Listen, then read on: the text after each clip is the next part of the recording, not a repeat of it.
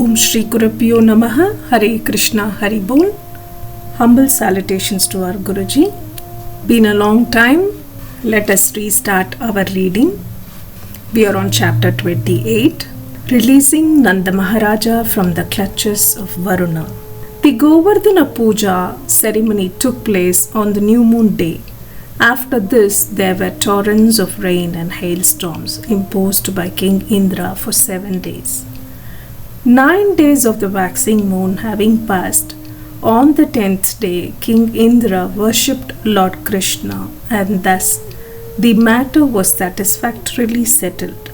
After this, on the 11th day of the full moon, Ekadashi, Maharaja Nanda observed fasting for the whole day, and just early in the morning of the next day, Dwadasi, he went to take bath in the river Yamuna. He entered deep into the water of the river, but he was arrested immediately by one of the servants of Varuna Deva. This servant brought Nanda Maharaja before the demigod Varuna and accused him of taking a bath in the river at the wrong time, according to astronomical calculations. The time in which he took a bath was considered demonic. The fact was that Nanda Maharaja wanted to take a bath in the river Yamuna early in the morning before the sunrise, but somehow or the other he was a little too early and he bathed at an inauspicious time. Consequently, he was arrested. When Nanda Maharaja was taken away by one of Varuna's servants, Nanda's companions began to call loudly for Krishna and Balrama. Immediately, Krishna and Balrama could understand that Nanda Maharaja had been taken away by a servant of Varuna. Thus, they went to abode of Varuna, for they were pledged to give protection to the inhabitants of Vrindavana, who were all unalloyed devotees of the Lord. Devotees having no shelter other than the Supreme Personality of Godhead naturally cry to him for help, exactly like children who do not know anything about the protection of their parents. The demigod Varuna received Lord Krishna and Balarama with great respect and said, "My dear Lord, actually, at this very moment, because of your presence, my life as demigod Varuna has become successful. Although I am the proprietor of all the treasures in the water, I know that such a position do not make for a successful life. But at this moment, as I look at you, my life is made completely successful, because by seeing you, I no longer have to accept a material body. Therefore, O Lord, Supreme Personality of Godhead, Supreme Parabrahman, and Super Soul of everything, let me offer my respectful obeisance unto you. You are the Supreme Transcendental Personality. There is no possibility of imposing the influence of material nature upon you. I am very sorry that my foolish man, by not knowing what to do or what not to do, has mistakenly arrested your father Nanda Maharaja. So I beg your pardon for the offense of my servant. I think that it was your plan to show me your mercy by your personal presence here. My dear Lord Krishna, Govinda, be merciful upon me. Here is your father. You can take him back immediately." In this way, Lord Krishna, the Supreme Personality of Godhead, rescued his father and presented him before his friends, bringing them great jubilation. Nanda Maharaja was surprised that although the demigod was so opulent, he offered such respect to Krishna. That was very astonishing to Nanda, and he began to describe the incident to his friends and relatives with great wonder. Actually, although Krishna was acting so wonderfully, Maharaja Nanda and Mother Yashoda could not think of him as a Supreme Personality of Godhead. Instead, they always accepted him as their beloved child. Thus, Nanda Maharaja did not accept the fact that Varuna worshipped Krishna because he is Supreme Personality of Godhead. Rather, he took it that because Krishna was such a wonderful child, he was respected even by Varuna. The friends of Nanda Maharaja, all the cowherd men, became eager to know if Krishna was actually the Supreme Personality and if he was going to give them all salvation.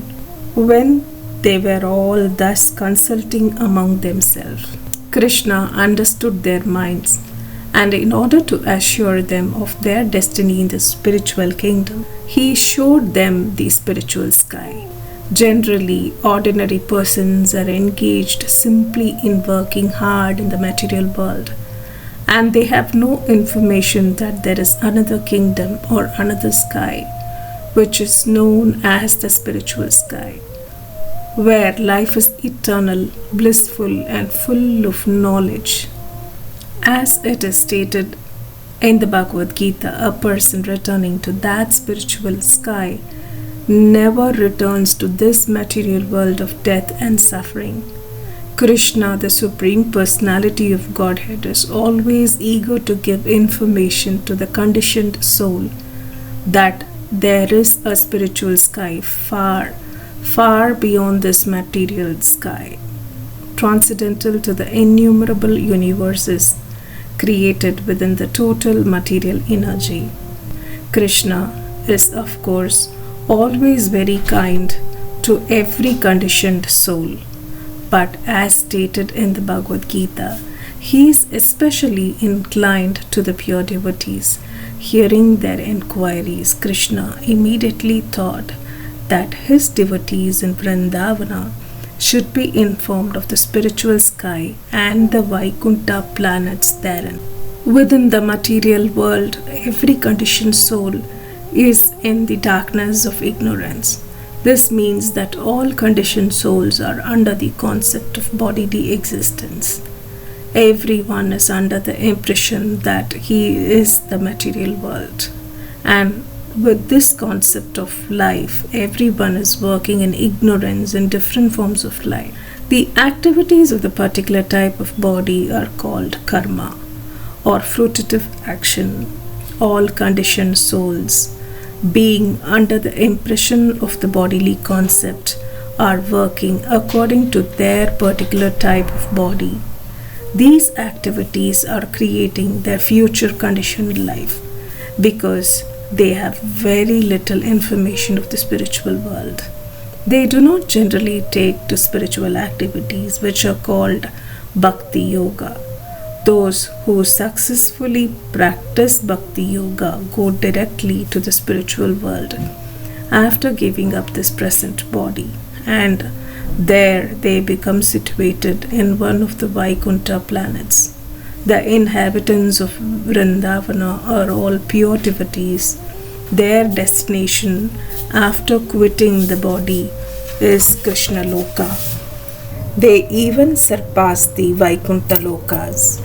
Is that those who are always engaged in Krishna consciousness and mature, pure devotional service are given the chance after death to gain Krishna's association in one of the universes within the material world. Krishna's pastimes are continuously going on either in this universe or in another universe. Just as the sun globe is passing over many places across this earthly planet, so Krishna Leela, or the transcendental advent and pastimes of Krishna, are also going on continuously either in this or another universe.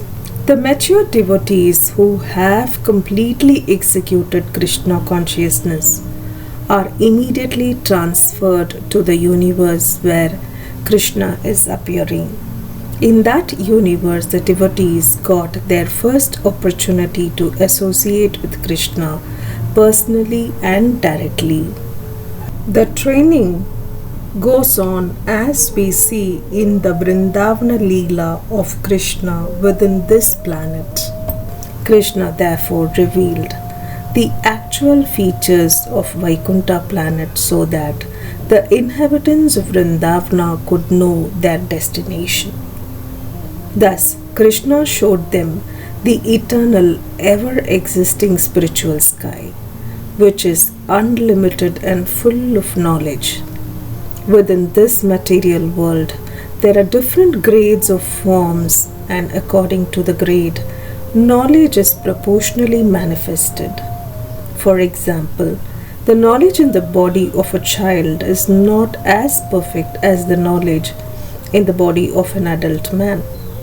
Everywhere there are different grades of living entities, in aquatic animals, in the plants and trees, in the reptiles and in insects, in birds and beasts, and in the civilized and uncivilized human forms of lives. Above the human form of life, there are demigods, charanas and siddhas, on up to Brahmaloka, where Lord Brahma lives. And among these demigods, there are always different grades of knowledge. But beyond this material world, in the spiritual sky, everyone is in full knowledge, and therefore all the living entities there are engaged in devotional service to the Lord, either in the Vaikuntha planet or in Krishna Loka. As it is confirmed in Bhagavad Gita, full knowledge means knowing Krishna to be the Supreme Personality of Godhead.